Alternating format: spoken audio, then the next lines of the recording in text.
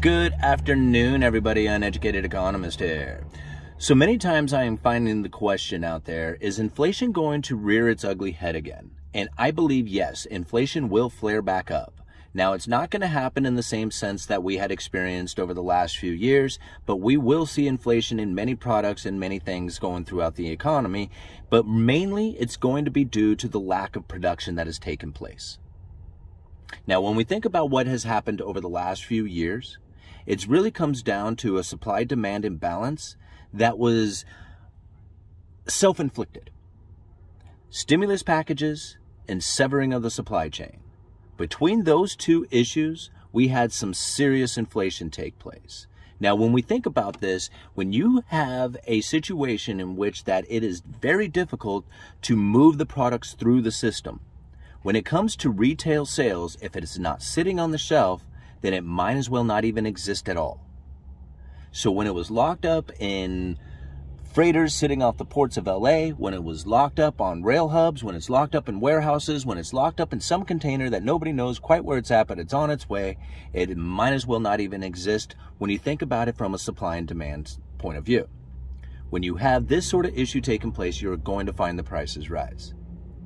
Now, when we have a situation like, say, back in World War II, right, where we had an inflation scenario taking place due to the shortages that were happening from all the supply going to the war effort. But it was being consumed by the war. See, we had shortages of supply here in the United States, but it was due to the severing of the supply chain. See, if all that stuff was coming through, we wouldn't have had the shortages like a lot of times we had experienced. I mean, there might have been some shortages and stuff, but not like what we had experienced due to the lack of trucking, due to the clogging at the hubs of like the ports or the rail hubs or wherever. Right? If those things didn't experience, we may not have seen the shortages like we had experienced. Now, let's think about it from a dollar destruction point of view. Because really, a lot of people will say, well, it wasn't necessarily the shortages that did it, it was all the money printing. Okay, let's go with the money printer, right? Much like in the 70s, okay, the dollar was being destroyed and was losing its value, losing its confidence, and people did not like the dollar. This was back in the 70s, late 70s. In fact, it got so bad that the Carter administration had to sell what they referred to as Carter bonds. These were United States treasuries that were due in German marks and Swiss francs. Think about it. How bad of a situation must it have been if the United States Treasury had to sell their debt and promise to pay in a foreign currency? I mean, this is a situation that a lot of nations are facing today, that they have taken out a lot of debt that's due in US dollars. And as the dollar strengthens, it's starting to really destroy a lot of these nations and corporations out there who are having trouble coming up with the dollars to pay their debts back. But when we think about it here in the United States, when it was back in the 70s, there was true dollar destruction taking place. And that was really what was the problem, is that people were losing their confidence in the dollar. But we think about it today, people here in the United States have lost their confidence in the dollar, but the rest of the world has not. And no matter how much you see about the BRICS nations, there is still far, far more debt that is due in dollars than there is in any of those BRICS nations. And now when you think about that, this is really where the situation in which the dollar is much stronger than what anybody would ever give it credit for, is that the United States Treasury is the safe and liquid asset. Out of all the things that you can buy out there, including gold, it is the Treasury that is the safe and liquid asset. It is easily transferred. Everybody owns them. Everybody recognizes them. Everybody accepts them. And no matter how much you hear about the de-dollarization taking place out there, that is not dollar destruction in the sense that is making the dollar weaker. That is dollar destruction in the sense that is pulling dollars out of the system, making the dollar stronger. This is the situation that we're really facing today. So let's think about what's going to happen with inflation going into the future. Because the dollar interest rates are much elevated, right? As far as the U.S. Treasuries, as far as the Fed funds rate, as far as mortgage rates, right? Interest rates here in the United States are quite elevated.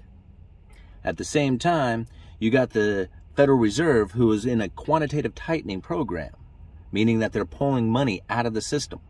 See, quantitative easing, they were printing money. Quantitative tightening, they're pulling money back out. So this is going to create a liquidity issue going into the future. And a liquidity issue means that there's going to be trouble selling assets. And it could come right even down to the U.S. Treasuries. Like the U.S. Treasuries could find itself in the future being illiquid, meaning that somebody goes to sell it and there's not a buyer out there. And see, I believe that the Treasury is getting prepared for that situation right now. By loading up on as much on the Treasury General account as they are anticipating buying back their own bonds should the bond market face a liquidity issue. The Treasury will be there. The Fed doesn't have to step in. Right? See, a lot of people will think that's the Federal Reserve's job, that they're going to step in and buy those treasuries. But if the Treasury itself starts buying back their own debt, the Federal Reserve wouldn't have to do it. It would be a form of quantitative easing, but not really. The Federal Reserve could continue on with their monetary tightening policies and still have a situation in which that the U.S. Treasury market doesn't become illiquid, meaning that people have trouble selling those treasuries. So here in the United States, what are we going to face? Well, we're a consuming nation. A consuming nation means that they need products to buy and sell. And here in the United States, we're not much of a manufacturer. Although things are changing with that, we're still not necessarily a manufacturing state who is going to provide all the things that we want for ourselves. We have to bring those in from foreign competitors. And mainly, we were bringing in a lot of that stuff from China. Now, China's going through a situation in which that they are very much in economic pain, for a lack of better terms. And their manufacturing is slowing down dramatically. Now, although that manufacturing is moving, finding it in places like Vietnam and Mexico, they need to be established and they need to be in operation. And if China is slowing down on their manufacturing of goods, that means that we won't have those goods here in the United States to buy and sell. So you think about the shortages that we had experienced when it was a severing of the supply chain. See, China had produced all this stuff. They were sitting in ships, sitting in containers, sitting on trains. They were not sitting on the shelves. We had experienced shortages. But now, they're simply just not even made. And that will eventually find its way into the economy. See, now this is where I find it very interesting, because a lot of people are saying, well, that's where the manufacturing is going to step in here in the United States, but it's also going to start stepping up outside of the United States. And now you're going to find that being a manufacturer, being an industrious nation, means that you're pretty good at it. And now here in the United States, we were really good at it. I mean, there was a time when we were really, really good manufacturers. We produced the best stuff for the entire world to buy. We were awesome at it. In fact, it's the reason why we had such a high standard of living to begin with. But now we're finding that we're not the manufacturing state like we once used to be. And building these factories, these high-tech factories, isn't exactly easy. Take a look at the links that I leave down in the description to the recent chip manufacturing the recent chip factory down in I believe it was Arizona, that is having issues with just trying to find the skilled labor here in the United States to assemble the factory, this high-tech factory. Right? Now, I know that a lot of people might say, nah, it's a bullshit story or whatever. Very well could be. But ultimately, we don't build factories like this here in the United States. They build factories like this in Asia. So they want to bring in Taiwanese, right? To say, hey, help these guys figure this stuff out.